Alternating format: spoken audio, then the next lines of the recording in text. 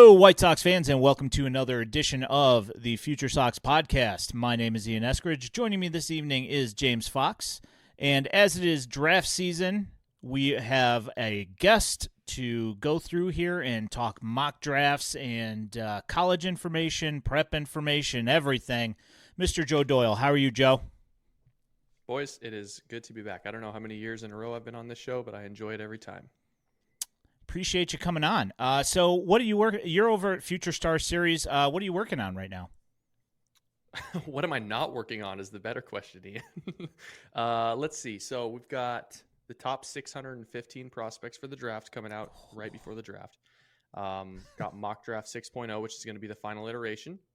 So it'll be my best guesses. The thing about those mock drafts is we're like, as an industry, and I'm sure Jim and Jonathan, Carlos, everybody would admit this. We're used as pawns. We're manipulated. We do the best that we can, but you kind of got to, dig through the crap. So, but in any case, the last mock draft will come out soon. And then, then I'm looking forward to turning the page to 2025 because these drafts, they're 15 months of hard work, and being able to talk about literally any new names is a blessing from the gods. Probably gets pretty tedious after a while. So what do you guys do on draft night? You just you combing for information, or you have a live show? What do you got going on? Yeah, so this will be year 3 that I'm at the draft, physically at the draft, and really I'm just covering it live from the event. Like I'm texting anybody and everybody in the industry, trying to get scoops. Guys when they're getting drafted, get it 10 minutes before it happens if I can, and then really it's just pushing out content after that. Best guys available, most impressive classes, schools that look like they are really going to have a nice class because their guys aren't getting bought from pro teams. So yeah, it's just I'll be in Texas and doing a number of different things.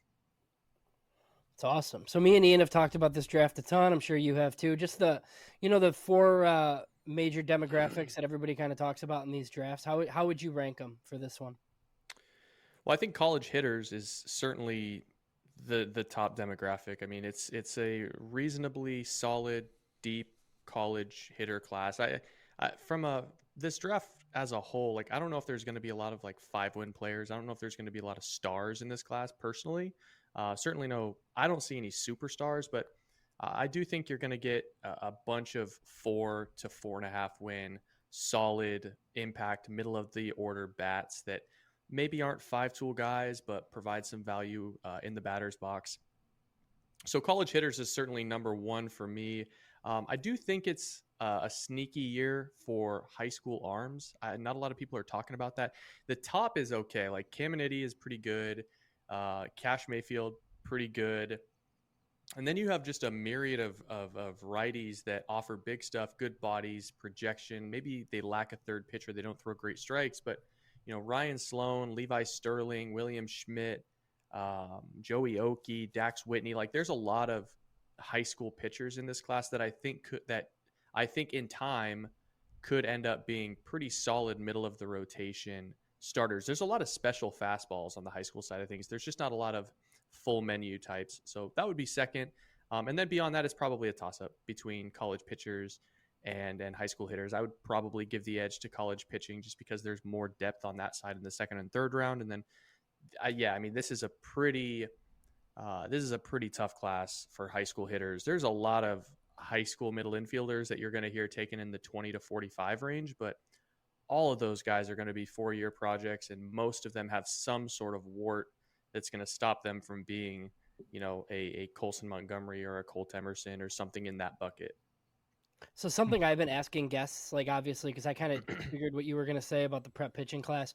Lots of teams just like don't want to delve into the high school pitching class. Do you think that changes this year because it just, it's a good group? You think anybody that wouldn't typically might this year because of that? Honestly, I think the high school pitching crop is going to go off the board the exact same way that it goes off the board seemingly in every single draft. You probably won't see very many of them taken between 1 and 30.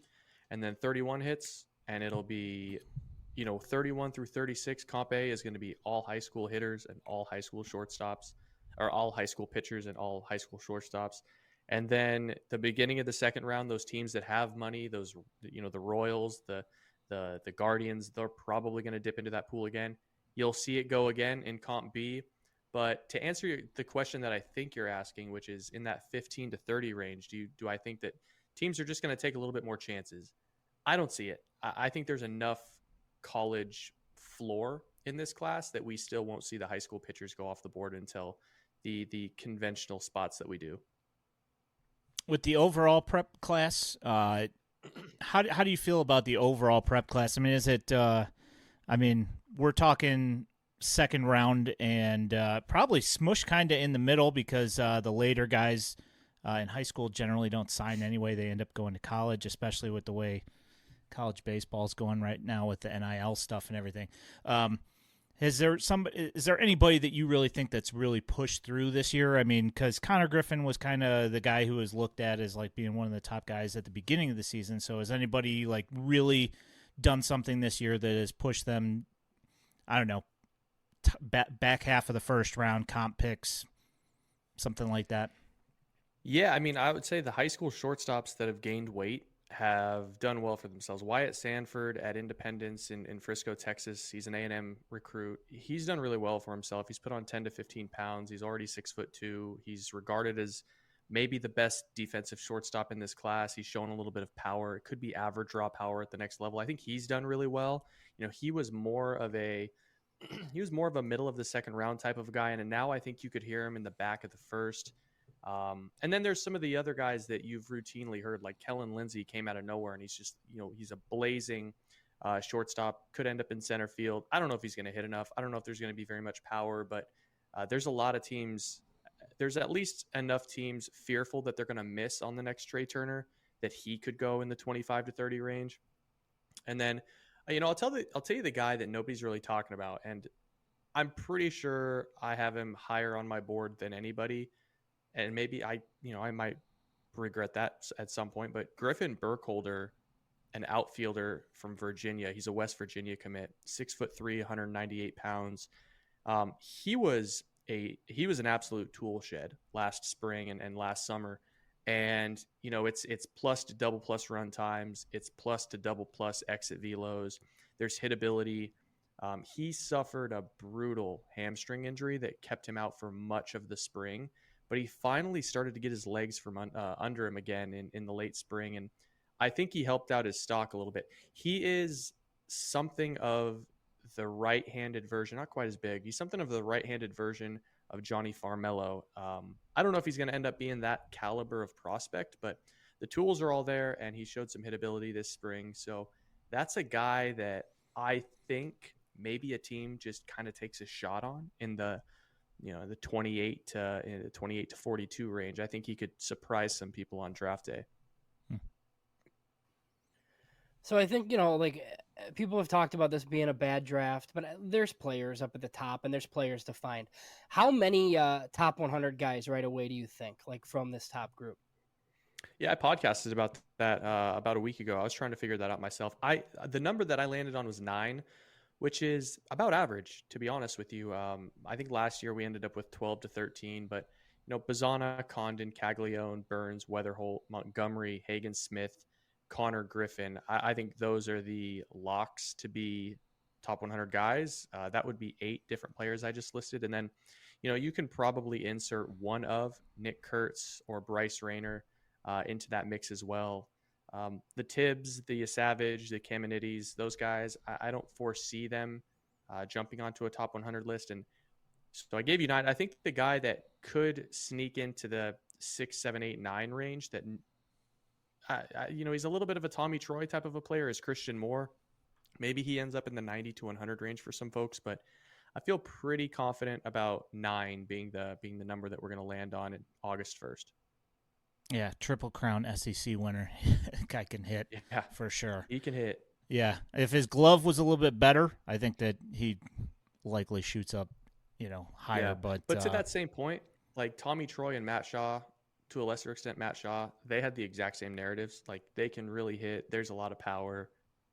They're not great defenders. Matt Shaw has kind of turned things around with the glove. He's looking like a better second baseman, and Tommy Troy has had a slow year with the bat, but He fits somewhere in that demographic, and you could probably flip a coin as to where those guys would rank 1, 2, 3. So I would assume that Christian Moore would be one of those guys. Speaking of the college class, of when you're talking about changing perceptions of how you were viewed preseason to now that draft season's coming up, what college guys do you think have really popped to bring their stock up a lot? Yeah, I mean, I think the guy that stands out immediately is Ryan Waldschmidt, the outfielder at Kentucky. He was I this is not a feather in my cap, but I had him at 25 in the class going to the Cape in 2023. He blew out his knee on the Cape, and I said that sucks. He's probably going to be an end of the second, early third. Well, that guy rehabbed his ass off, made his debut in March, which was amazing with the injury that he suffered. And he didn't miss a beat. I mean, the plus run times were back in left field for Kentucky this year. Made a ton of contact. It's elite swing decisions. There's power there. I think, he went from a guy that was a late first comp A down to like a late second, third round type guy, all the way back up to a guy that probably gets taken in the 15 to 20 range now. So Ryan Waldschmidt really stands out for me. And the other guy that I would point out, and I know it's not the sexiest name because he's been a dude forever, is Trey Savage. I don't know what Trey Savage could have done better in 2024. I mean, it's 3 pitches. They're all above average. I think 2 of them are plus. It's a 6'4" frame, 230-pound workhorse body, tons of strikes. I mean, it's not too dissimilar from the menu and the recipes that Gavin Williams put up at East Carolina when he was, what did he get taken, like 9 or 11 in 2021. So yeah, I think Trey Savage is a guy that's probably gone from the end of the first to now being 15 being the floor. Yeah, just not get hurt. That's the only thing he could have done better, and can't control that, So yeah, and even that was like the dry needling thing. I mean, I guess to a certain extent you can control it because it was voluntary acupuncture, but no, I mean, his arm held up well. Yeah, I think someone's going to make do very well with drafting Trey Savage. So the Waldschmidt thing's funny, and I don't know when you first like put him in a mock like up high, but I remember Keith Law did it like pretty early, like maybe like 21 or something, and then he wasn't even in the pipeline like 150 yet at that time. It like wasn't updated, so it was like this is it really looked like if you weren't paying attention that Keith Law just like made up a guy, but he's gonna go like in the top 20 or 25 now. So yeah, no, Keith. Listen, Keith knows what he's talking about. Keith is tuned in, and Keith pays attention. He goes out and sees guys. The one thing about Pipeline, and they do tremendous work, is there's a huge gap from when they update the 100 to the 200 or the 100 to the 150. There's like 4 or 5 months that go by. But yeah, I mean, Waldschmidt, he's a really good player. He's a really safe player. There's some tools in the run game. And if you buy the swing, it's a little bit of a weird swing, but if you buy the swing, a model team like the Brewers or the Orioles, I don't think he's going to last long. Is like Mike Sirota like one of the guys like on the negative side, maybe? Just that, I mean, I know he was mocked high early. It doesn't mean he was ever going there, but he was a top 10 type guy. He has to be. He got off to a slow start for the second time in 2 years. And, when Mike Sirota is not playing well, scouts question his attitude. I mean, he's got poor body language when things aren't going his way. And I just think, he's the type of guy that someone drafts in the second round and is really happy. He needs to be with he needs a sports psychologist. He needs someone that can keep his head in the game from the get-go. I've talked to Mike a couple of times on my draft show, and I think the guy really struggles with expectations and meeting expectations and putting pressure on himself. And I think if you get him in the right environment where he can really thrive and not be the guy, because he's been the guy at Northeastern for a while, I think if you get him in a place where he can be a little bit more hidden, he might find a lot more success. The one thing, people crush Mike Sirota for falling down boards and things like that. He's 6'4", 195 pounds. He can run, he can throw, there's power, there's feel to hit. Like, I genuinely think he might be AJ Pollock, and someone's probably going to do very, very well with making him their second pick. Yeah, sounds like an Oriole. He does sound like an Oriole. It's not a White Sox player, that's for sure. It's not a Sox. Not the bad body language. No, sir. No. Can't do that. Yeah. No Expectations? Absolutely not. Yeah. Yeah. All right. So, the big questions, obviously, the Guardians. You tell me what the Guardians are doing. I have a pretty good idea of the next few, I feel like, at this point. But just like, what are your thoughts on their options? And then something we've been asking people, like, when do you think they actually decide? Like sometime that day? So the Guardians operate a little bit differently than, the Orioles and some of these other teams that have had the first overall pick. I think they're probably going to have a much better idea what they're going to do in the days leading up. I genuinely do think the Guardians are weighing all their options and trying to get the best deal. They're a team that historically has gone under slot more than anybody in the history of the MLB draft, at least in the bonus era. So I would expect them to go under slot. Now, it's probably a foregone conclusion that that's going to happen anyway, that they're the number one pick. But when you consider, Travis Bazzana for $10 million or JJ Weatherholt for $9 million or Chase Burns for $9.5 million, I think there's a number of different ways they can go, and it might all be dictated by, who they have planned for their second and third pick, which both come before pick 50 or something like that. So I think my gut tells me that it's going to be one of JJ Weatherholt or Chase Burns. And my intel at this point seems to think it's going to be Chase Burns as they look for pitching, but I know everyone else is hearing JJ Weatherholt. So the truth of the matter is nobody really knows what's going to happen. Yeah. So can you maybe explain just the process just of cutting a deal, right? Because I kind of think if you're Travis Bazzana and you don't want to take too much of a haircut, right? But I kind of think you're going to Oakland at 4 then. And maybe he wants to do that, right? But if you're unwilling to take $9 million from Cleveland to go 1, but then you're going to have to take the slot amount at 4, it seems like a no-brainer to me to just take the deal and go 1. But we've kind of talked about this. Some players and advisors just don't want to do that. Why? Yeah, I think that last part is the critical part, James. A lot of times the players have absolutely nothing to do with the negotiations, and it screws them. It screws them over and over and over. A lot of times it is the agent or the advisor saying, I'm not going to have my client go under slot because if 3 years from now we get to a point where my client feels undervalued, maybe it's an arbitration or pre-arb or something, they can look back at my performance in the draft and say, my advisor forced me to take a $1 million haircut. So from an advisor perspective, there's two sides of the coin. It's okay, I can get Travis Bazzana 9.7 or 9.8 to go number 1 overall. And he looks back and he says, boy, I had to cut $900,000 off my take home just to go number 1. I feel like I got the short end of the stick there. Or you can have him go at slot for 9.2, get his full bonus at pick number 4. And it looks better for the agent in the long term if a player's not totally with it with the business side of things. So the thing that most people don't understand in this whole thing is a large majority of the players have absolutely no say. They stay out of it. They just trust the advisor to make those decisions. And I've found that the players that are more engaged, that are more in the camp of, hey, this is where I want to play. I'd love to go play here. I'm not worried about the signing bonus.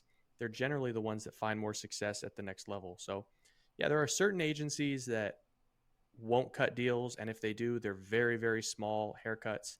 And there are others that are a little bit more receptive to the idea of the label of being a number 1 pick and the haircut that comes along with it. So, yeah, Travis Bazzana, as an example, is represented by Excel. And Excel had Chase Davis last year, and Chase Davis fell to pick number 21, and the Cardinals gave him full slot, but I know he could have gone some spots earlier than that for a discount. So that's just the way that the industry works. There's a psychological side to things, and I do wish players were a little bit more engaged and invested in where they end up playing at the next level. Well, so Condon right now seems like a guy that wants the slot, right? So, which is why he's not going to go. And even if Cleveland was interested, he would want Cleveland's slot value, which nobody's getting. But if he Nobody. went 4, he'd probably just sign for the slot value at 4, right? Like he's just gonna take slot like wherever he gets taken. Yeah, and like, listen, there's enough like big time college players in this class where you lose leverage as you fall to 3 or 4 or 5. There's still Braden Montgomery, there's still Jack Caglione, there's still Bryce Rayner, there's still Connor Griffin. Like, agents and teams can still leverage players off of one another until you get to about pick number 8 or 9. So Condon is an interesting one. He's represented by Vayner, and Vayner has Chase Burns as well. But Vayner has done deals in the past. I believe, if I'm not mistaken, they did the Carlos Correa deal way back when. I could be wrong on that. Don't quote me on it. But it's interesting. Last year we saw Boris Corp manipulate, Paul Skeens and Dylan Cruz go 1 and 2 and maximize the amount of money that they could make by doing, basically 2 haircuts there. I do kind of wonder whether or not they're trying to play that card. Vayner's trying to play that card with Chase Burns and Charlie Condon at 1 and 2. I think it would make a lot of sense to maximize both of those guys' take home. And I do remember hearing some things about Chase Burns when he transferred to Wake Forest. He had more NIL money on the table that he walked away from different schools. But in talking to folks close to that situation, it was one of those things where it's like, I'm not going to worry about NIL right now. I'm going to go to Wake Forest, become the best version of myself that I can, and position myself to be a top 5 pick. And that's exactly what he did. So it could be one of those things where Burns is like, hey, I've accomplished what I wanted to accomplish, and now I'm okay with taking 9.5 instead of 10.5 to go number 1 overall. There's some ego with that guy, and it'll be interesting to see if that plays into things. Ian, I think that's interesting just because I feel like a lot of the latest, like there's mock drafts that Burns might not go till 6 or 7 if Colorado doesn't take him. So I could totally see him making some sort of deal at 1. That makes a lot of sense. Yeah. That'd be crazy. So nobody beats Skeen's bonus record? I think there are agencies that will not, like, so we talk about where do you draw the line, right? Where do you hold the line? I think there are certain agencies that are willing to do a haircut at 1, but they are not willing to they are not going to let their client take less than what Paul Skeens got. I'm trying to remember what that was. I think it was 9.2. Yeah, it was 9.2 or 9.3. Yeah, I just don't think there's any scenario where Paul Skeens' deal doesn't get beaten by somebody. Bonus pools are up so much this year. I mean, $10.5 million is a huge number. Then it's 10, and then it's like 9.5 or something like that. I just have a hard time seeing nobody getting slot or close to it or above 9.2 in the first 4 picks. Someone will beat it. All right. So what is the craziest rumor you've heard that you can share? I mean, I went out on a limb and mock draft 4.0. I had James Tibbs going number 1 overall. And, Tibbs, I think the interesting thing is Tibbs didn't go to the combine. So he didn't take the medicals at the combine. So it's not out of the realm of possibility that Cleveland could have him be the pick for 8 or 7.8 million, because it's right on that $75 million threshold. I don't think that's going to happen. That was a rumor that I had heard that he was, being considered. I've also heard Nick Kurtz back in March as being like the guy. And obviously a lot has changed with Kurtz, but I would say James Tibbs going number 1 overall in this class would definitely be the craziest thing. The reason I don't think that's going to happen is I don't see enough high impact high school talent for Cleveland to save all that money for in Comp A and early 2 and 3. It's not the 2023 draft, it's the 2024 draft, and there's not a lot of special high schoolers to try and parlay a massive deal at 1 for, in my opinion. Well, and they can sign a guy for $9 million and they still have $10 million to spend. Their pool is ridiculous. Yeah, I mean, you can sign a guy. You could do JJ Weatherholt for $9 million, and your next pick you would have like $4.6 million to spend in Comp A. That would be the bonus. Your black, whatever you want to call it. That's where you come out black. Cleveland has a ton of money. I mean, they can be creative all the way down to the 4th or 5th round. I don't think it really matters who they take with the first pick, so long as they save like 700 grand, which I think they will. So White Sox, I feel like it's coming into focus a little bit. Just like your thoughts on their plans at 5. We've heard a lot about Connor Griffin, but look, I mean, the right college bat there. Like I feel like they probably just pounce and do that. I would imagine. Yeah, I think you're right. The Connor Griffin rumors are real. I think that there's a scenario where certain college bats are off the board, and so it makes Chicago's decision easy to take Connor at 5. I haven't heard them directly connected to Jack Caglione. I know a lot of people have. I think it's one of those things like if JJ Weatherhold's there at 5, I have a hard time seeing Chicago walk away from that. If Travis Bazzana's there at 5, and these are very real possibilities. I mean, if Travis Bazzana gets to 4, what's stopping him from getting to 5? A deal, like it could happen. I think if Bazzana, Condon, Burns, or Weatherholt, those would be the 4 that I would pick. If any one of them is there at 5, I think they're going to be the pick. I haven't heard Caglione as much, but he wouldn't totally surprise me. If one of those 4 is not there, I would guess Connor Griffin is probably the guy. Yeah, so Caglione visited this week. He's visited a bunch of places. It doesn't mean a ton. So there's a lot of smoke about him here. I just think they feel like he's going to be gone. Other people that do what you do seem to think he's going early. And there's just teams that don't care about whatever issues, the first base thing and whatever, that they'll just take him and whatever. How much could it help the White Sox, like, having Oakland in front of them? Like, if somebody falls, like if Condon or Bazzana falls and the White Sox are like, look, we got $8 million for you. Like, I doubt Oakland does that, right? So, I mean, Yeah, I would be quite stunned if Oakland, in the situation that they're currently in, goes over slot for anybody, or even, I bet Oakland would prefer not to go slot for someone. I don't know if it's going to help Chicago. I think Oakland is just going to take the player that best fits their organization. I've only heard Braden Montgomery, Nick Kurtz, and Travis Bazzana with Oakland. Maybe it's one of those things where they're not planning on JJ Weatherholt being there or Charlie Condon being there, but those are the 3 names that I continue to hear more and more with Oakland. And if we just play the numbers game, you guys, like, chances are one of Burns, Weatherholt, Bazzana, or Condon is going to be on the board at 5, and that should make it pretty easy. And then it becomes, where does Connor Griffin go? Because I don't know if he has a spot. I don't know if he has a home until Pittsburgh at 9. that's why I think there is a scenario where he just, it makes sense for the White Sox if they can save money at 5. If there are a couple college guys are gone, you just take Connor Griffin there. So speaking of that, like, it's the first year in a while the White Sox have a comp pick. They have the Mariners pick, obviously. Like, how much should that factor in at 5? And then anything you can share just on 43, 68, 78 for them. I've heard some prep arms. They love Midwest guys, obviously. So, yeah, I mean, Ryan Sloan they were in a lot to see Ryan Sloan. I don't know. And maybe that's just because it's a proximity bias. It's easy for them to get there to see him. I don't think Ryan Sloan is going to be there with their next pick. And in terms of what they do at 5, if Connor Griffin and his camp have been flexible with bonus dollars.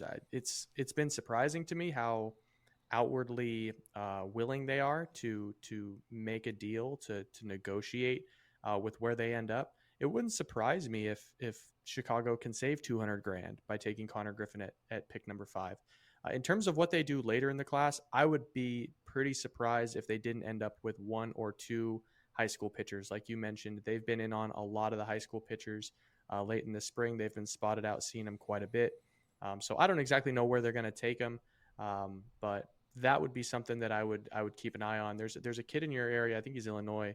I think his name is Tomas Valencius, who's a big lefty that I think is a guy that they could be interested in. So maybe look out for that name. His brother Vitus was a massive human being, a first baseman that ended up at South Carolina. Tomas is a lefty up to 96 that similar build, but a lot of people really think he's got a pretty special fastball and a good changeup. Yeah, I've heard Joey Oki a bit. I mean, he was on their area code team. We've heard the Boston, Bateman. There's a whole list of guys. So, Yeah. if they did prep arms at 43 and 68, I wouldn't be surprised. But look, I feel like it's going to be tough to go slot at 5 and do that. That's where I think they probably need to cut at some point. So, Yeah, I think that's a really good point. There, most of the money in this draft is really highlighted in Arizona, Cleveland, Kansas City, and who am I missing? Arizona. Did I say Arizona? Those are the 4 teams that have the most money, that have the most maneuverability. Maybe Pittsburgh as well.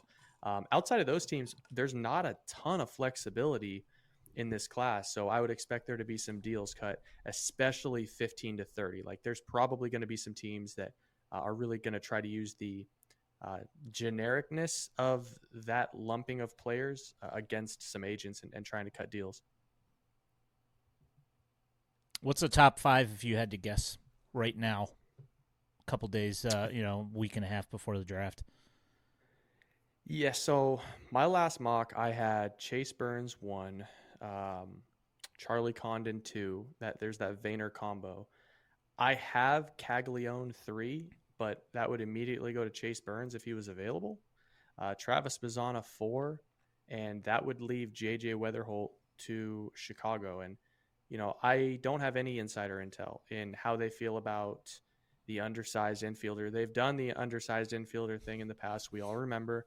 Obviously, the White Sox and JJ Weatherholt has a left-handed swing. He's a way better athlete, and there's a ton of power as opposed to Nick Madrigal. But I don't know how they feel about JJ. JJ has been such a rocket ship over the last month that I would think he's a serious consideration at 5.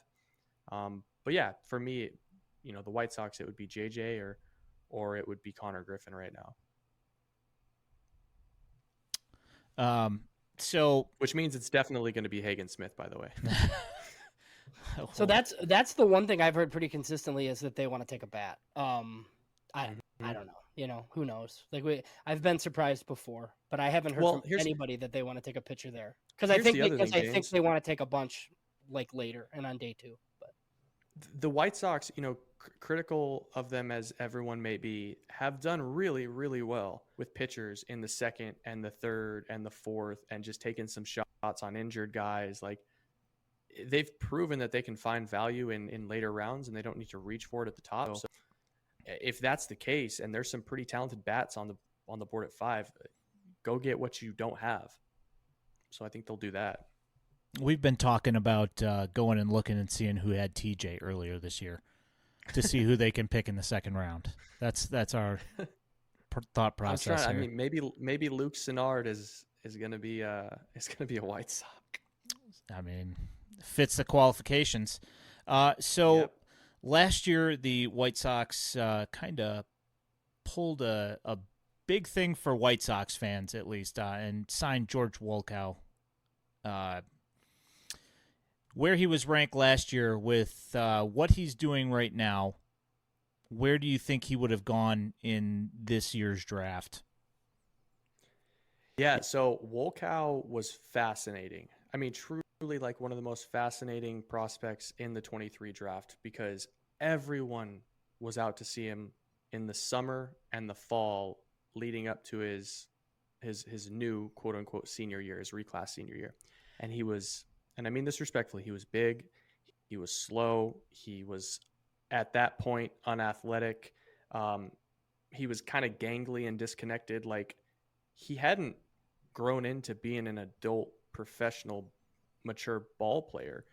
And yeah, I mean, it was crazy. And then you hear all these things about, Chicago and things, they started so much later than everyone else. And so you get through February, you get through March, you haven't heard much on him. And then April comes around and it's like, has anyone heard about George Wolkow? Like he's cut, like he's big, he's physical, he's hitting for power, he's connected at the plate.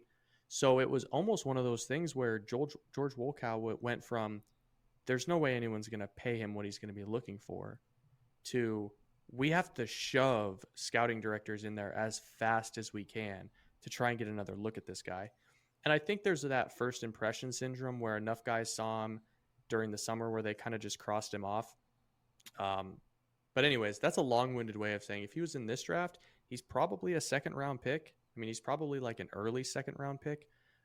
Probably in that same boat as like Griffin Burkholder. Like it's big, it's physical, it's power. There's arm strength in the field, and in a class that's just generally lacking like impact bats on the high school side, you have to think that he would fit somewhere, like I said, comp A early 2, maybe the back of the first, because I almost feel bad for the kid, because if he didn't reclassify, he'd probably have a lot more money in his bank account. Yeah, and I don't know what he was asking for ahead of time that might have scared teams off, but I mean, JJ Lally is the White Sox Midwest area scout. He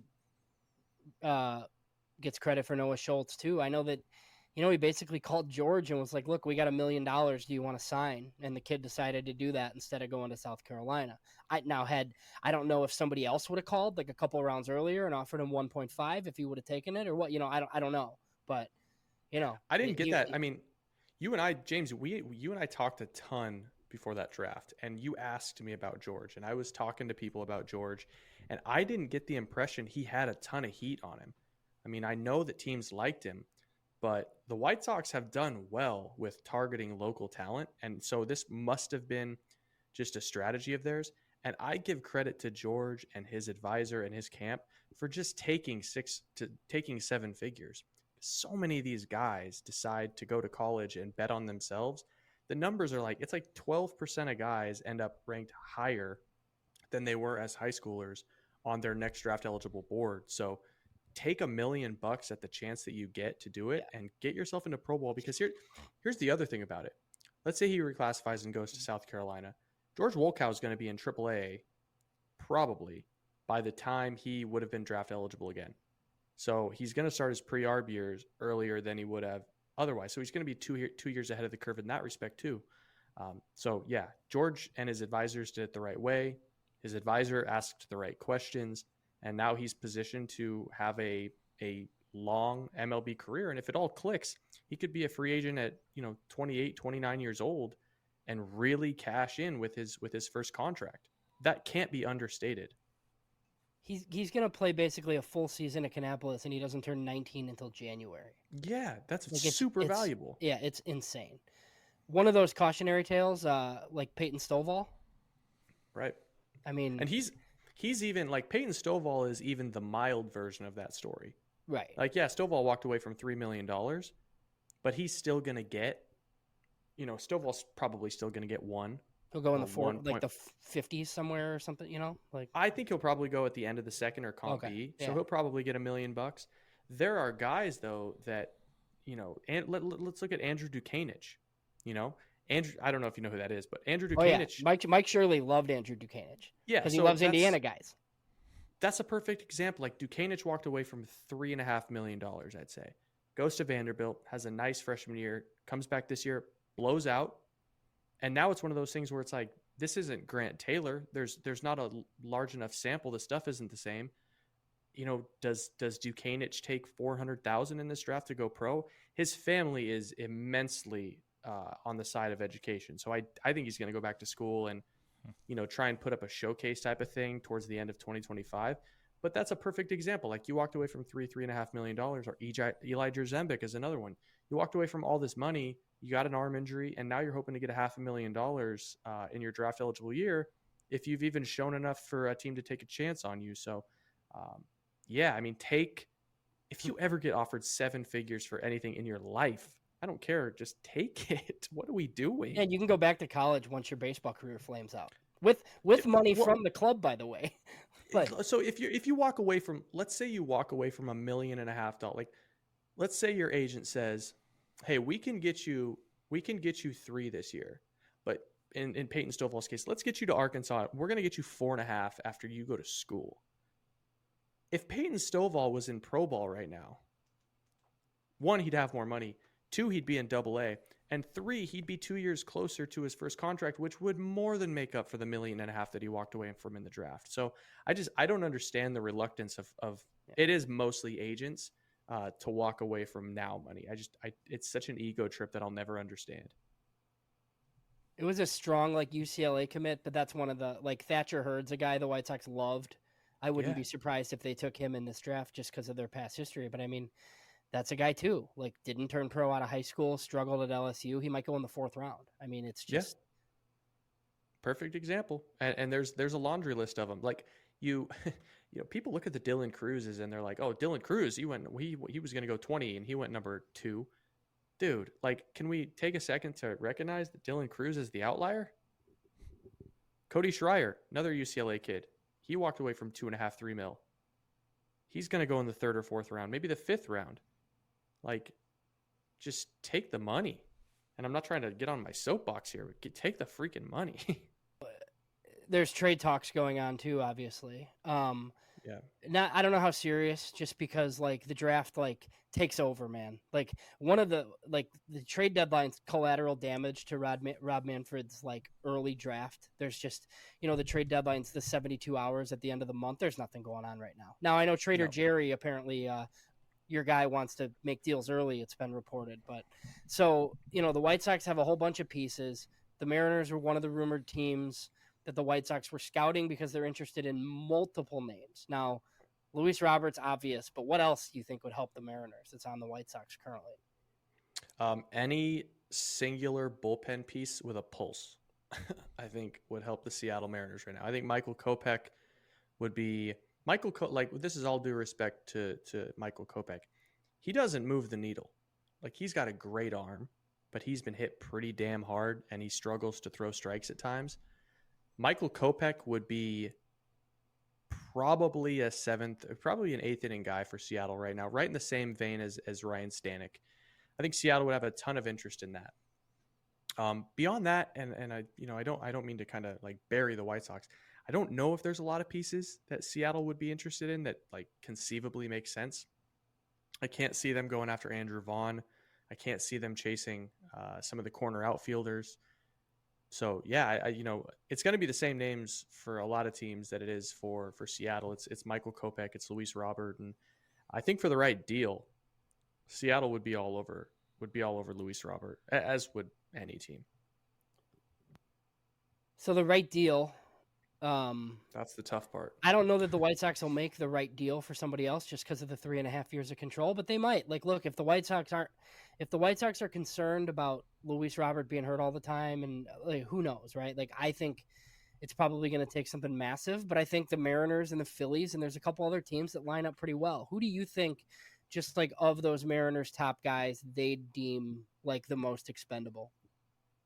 Well, I mean, Harry Ford has got to be the guy that immediately comes to mind for everybody, and for obvious reasons. They have Cal Raleigh for the next 3.5 years. I would venture that Cal Raleigh is going to be interested in doing an extension because he's going to hit free agency at 32. It makes sense for both parties. Seattle could pretty easily draft a college catcher in the 2nd round this year and protect themselves for the future at that position. So, and it's a position that I don't think the White Sox really have a strong feel for who the guy is going to be. Like, is it going to be Corey Lee? He's had some flashes. Is it going to be Edgar Cuero? Like, maybe he's also had some flashes, but the Angels damn near broke him. Yeah, so I think Harry Ford makes a lot of sense. I think the guy that Seattle would be interested in moving, just by the hype that's surrounding him, is Lazaro Montez. The thing is, like, yeah, Lazaro Montez is a top 50 or top 60 prospect in a lot of baseball. I don't have him there. I still have him in the 90 to 100 range. He's a monster at the plate. I don't know if Chicago is going to be in a huge rush to go after like station to station sluggers anymore because they did that for so long. But I would point to Harry Ford. I would point to Laz Montez. And then some of those tertiary guys like the Aiden Smiths, the Ty Peets. I'm sure Chicago could get those 3. I'm sure Chicago could get Harry Ford, Laz Montez, Aiden Smith, and a hard-throwing starting pitcher type for Luis Robert. I don't know if that's enough, but I think that's the sort of package that you start at. What do you think of that, James? Yeah, I mean, Harry Ford's highly regarded. You think Harry Ford's going to catch for sure? I do. It's interesting that they haven't. This is year 3 of Harry Ford being in the organization. He doesn't have an inning anywhere else. They are not in any rush to showcase him as anything but a catcher. And I say this from an unbiased lens. He has genuinely gotten better and better and better with his receiving skills over the year, and he's always had an above-average arm, and obviously he has a ton of value with his legs. So, I do think he catches, and I think he's a much better prospect than Cuero or Corey Lee. Well, I just don't know that the knock was ever. Ian, do you remember that? Like, I don't know that the knock was that he couldn't catch, but there was just a lot of talk that teams would just like turn him into a center fielder or something. It was just. Yeah, I heard that they were It's so that they thought about unconventional. moving him, but if he can stick a catcher, of course That's an everybody on the White Sox it's side has their eyes on the top guys, the Emersons and Of course. that kind of guy. But I mean, I would be surprised if Seattle entertained Luis Robert if it would require a Colt Emerson, or it would. I don't even know if Seattle would entertain the idea of moving Cole Young. To be totally honest with you, because he's just one of those guys that I don't even think he's going to be, that crazy of a player. I think he's going to be Jeff McNeil, but he is so close to the debut, and Seattle has such a black hole on their infield right now with J.P. Crawford is on the decline. Josh Rojas is on the decline, or he's never really been a full-time caliber player. Polanco has obviously been a nightmare. I think they're really counting on Cole Young in 2025, so I think they'd be pretty reluctant to move him. But the only guys that I don't think Seattle would pick up the phone for would be Colt Emerson and to a lesser extent Felny and Celestin. I think just about everybody would be worth a conversation. Yeah, because I think White Sox fans found Johnny Farmelo interesting. Obviously, he's hurt, but Yeah, that was, what Seattle did last year, and this is a little bit off topic, but like what Seattle did last year, is that the Diamondbacks playbook this time around, you think? man, I don't think so. And the only reason I say that it's not is I don't think there's enough high school position players that'll interest them to spend all that money at the back of the first and in those comp rounds. I think they're going to go heavy on the high school pitchers.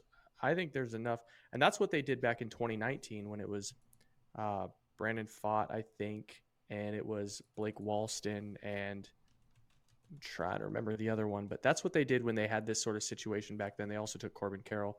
I think that's the route that they're going to go again. I think it's going to be high school arm, and something else. You think the Mariners wait until after the draft to do anything major? There was the report that said that DePoto and AJ Preller they'd move fast if they could, but I feel like other teams aren't ready.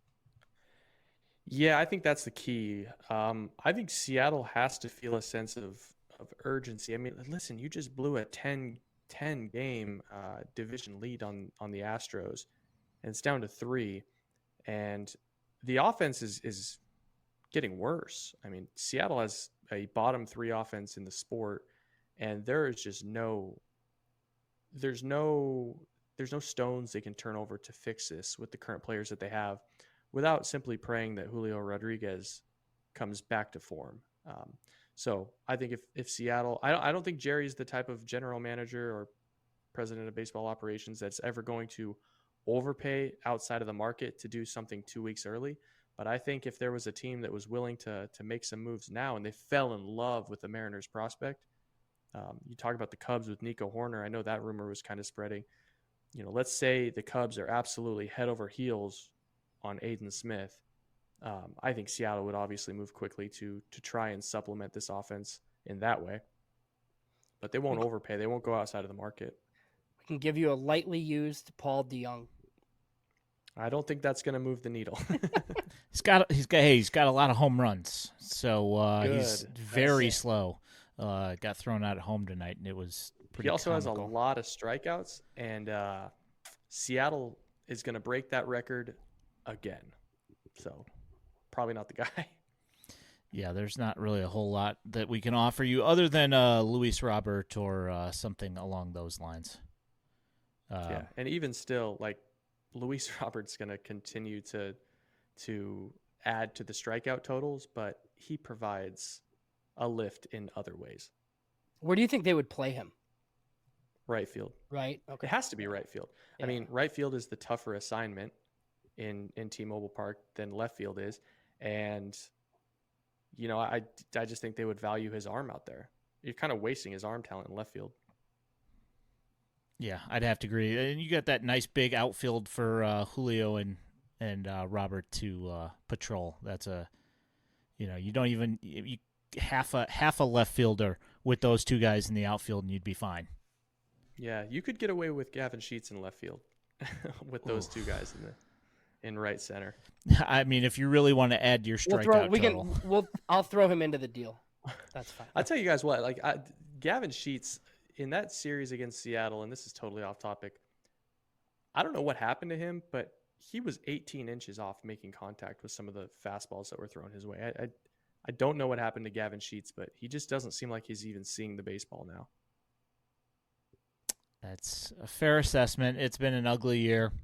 There was at one point in time earlier this year that people were talking about Gavin Sheets being an all-star, just in Chicago, mind you, and pseudo tongue-in-cheek as the team is terrible.